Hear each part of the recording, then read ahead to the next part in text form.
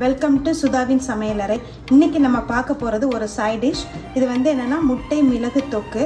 இது ரொம்ப டேஸ்ட்டாக இருக்கும். இதை வந்து நீங்கள் சாம்பார் சாதம், ரசம் சாதம், இல்லைன்னா வந்து லெமன் ரைஸ், அதுக்கப்புறம் வந்து தக்காளி சாதம், இது எல்லாத்துக்குமே ரொம்ப நல்லா இருக்கும். வாங்க அதை எப்படி பண்ணலான்ட்டு பார்க்கலாம். ஸோ வானலியில் கொஞ்சமாக எண்ணெய் ஊற்றிட்டு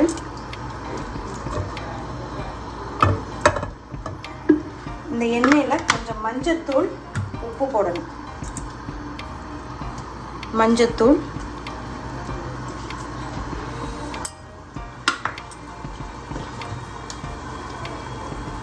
உப்பு கொஞ்சமாக போட்டுக்கோங்க.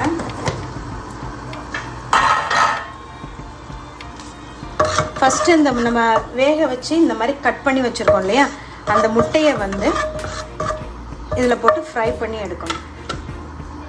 ஷாலோ ஃப்ரை தான்.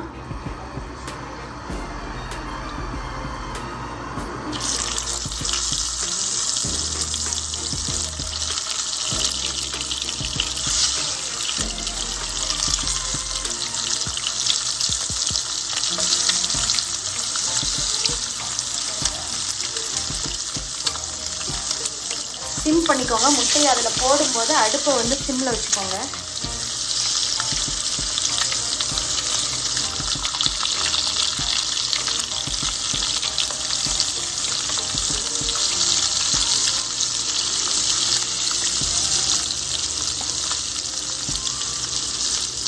சிம்மில் வச்சுட்டு ஒரு 30 செகண்ட்ஸ் ரெண்டு பக்கமும் அப்படியே திருப்பி போட்டு ஒரு ஹாஃபாக ஃப்ரை பண்ணி எடுத்து வச்சுக்கணும்.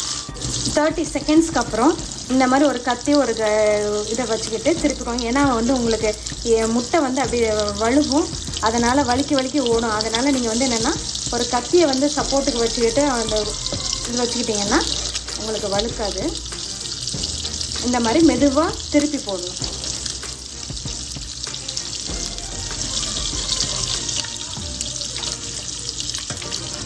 இந்த பக்கம் ஒரு 30 செகண்ட்ஸ் வரைக்கும் வறுத்துட்டு தனியாக எடுத்து வச்சிடலாம் பிளேட்டில்.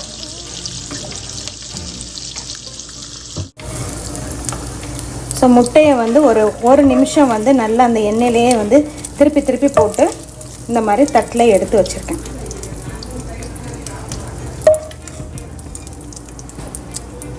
இதே எண்ணெயில் சீரகம் போட்டு தாளிச்சுக்கோங்க. சீரகம் எக்ஸ்ட்ராலாம் எண்ணெய் விட வேண்டாம், இதே எண்ணெய் போதும். சீரகம்,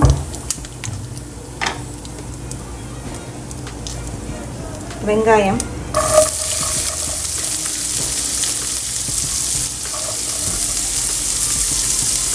கருவேப்பிலை, இதெல்லாம் போட்டு ஒரு 2 நிமிஷம் நல்லா வதக்குங்க. இதுலேயே நம்ம ஏற்கனவே அதில் மஞ்சத்தூள்லாம் போட்டிருக்கோம். இப்போ திருப்பிலாம் போட வேண்டாம். கொஞ்சம் லைட்டாக, ஏன்னா ஆல்ரெடி அதில் உப்பு போட்டு நம்ம வறுத்துருக்கோம். இதுக்கு தேவையான அளவு மட்டும் லைட்டாக போட்டுட்டு நல்லா ஒரு 2 நிமிஷம் நல்லா வதக்கிக்கோங்க. இதில் வந்து கொஞ்சமாக 1/4 டேபிள் ஸ்பூன் கொஞ்சமாக வந்து இஞ்சி பூண்டு பேஸ்ட்டு. நம்ம கடைசியில் வந்து மிளகு, இது வந்து முட்டை மிளகு வறுவல், அதனால் கடைசியில் வந்து பெப்பர் சேர்க்க போகிறோம். அதனால் சும்மா ஒரு 1/4 டீஸ்பூன் வந்து உங்களுக்கு வத்தல் பொடி போட்டால் போதும், காரமாக இருக்கும். அதுக்கப்புறம் அதே அளவு 1/4 டீஸ்பூன் அளவுக்கு கொத்தமல்லி பொடி,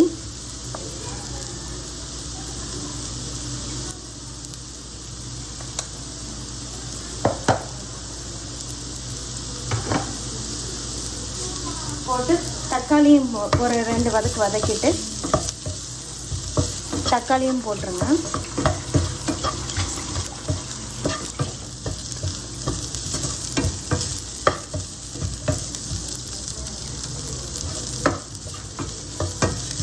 வதக்கியாச்சு. இப்போ அடுத்து வந்து நான் ஒரு அரை தக்காளி தான் சேர்த்துருக்கேன். ஒரு அரை தக்காளியை வந்து இதில் போட்டு நல்லா அந்த தக்காளி எல்லாம் ஒரு தொக்கு கன்சிஸ்டன்சிக்கு வரணும்.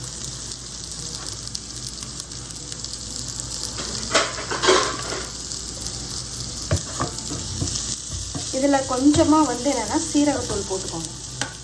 கொஞ்சமாக இந்த ஒரு பிஞ்ச் அளவு, இந்த அளவு போட்டால் போதும்.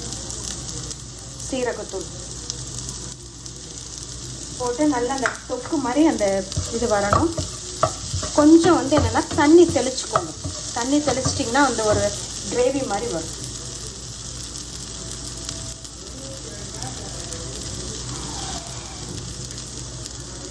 தண்ணி ஊற்ற வேண்டாம். தண்ணி வந்து என்னென்னா அப்படி லேசாக தெளிச்சிட்டிங்கன்னா அந்த வெங்காயம் தக்காளி இதெல்லாம் வந்து என்னென்னா ஒன்று சேர்ந்து ஒரு கிரேவி மாதிரி வரும். ஸோ இப்போ வந்து நல்ல தொக்கு மாதிரி வந்துருச்சு பாருங்கள். இந்த மாதிரி எல்லாம் ஒரு தக்காளி வெங்காயம் எல்லாம் ஒன்று சேர்ந்து வந்ததுக்கப்புறம் ஒரு இந்த அளவுக்கு பெப்பர் முதலே போட்டுருங்க. ஏன்னா நம்ம முட்டையை போட்டுட்டா கிளறி கொடுக்க முடியாது. அதனால் பெப்பரை வந்து இப்போ போட்டுருங்க. பெப்பர் போட்டுட்டு ஒரு 2 வதக்கிட்டு அந்த நம்ம ஆல்ரெடி ஃப்ரை பண்ணி வச்சுருக்கோம் இல்லையா, அந்த எக்கு எல்லாம் வந்து இதில் அரேஞ்ச் பண்ணிடணும்.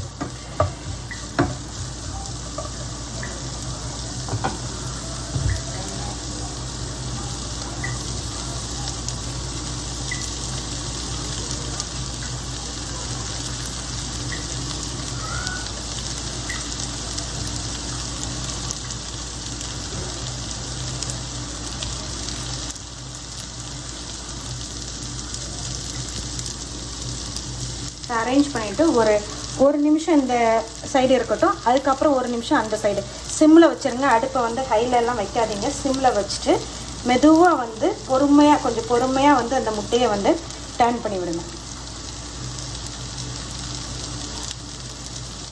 ஸோ டேஸ்டியான முட்டை மிளகு தொக்கு ரெடி. இதை வந்து ட்ரை பண்ணி பாருங்கள். இந்த வீடியோ உங்களுக்கு பிடிச்சிருந்ததுன்னா லைக் பண்ணுங்கள், ஷேர் பண்ணுங்கள், கமெண்ட் பண்ணுங்கள். மறக்காமல் சுதாவின் சமையலறையை சப்ஸ்கிரைப் பண்ணுங்கள். தேங்க்யூ.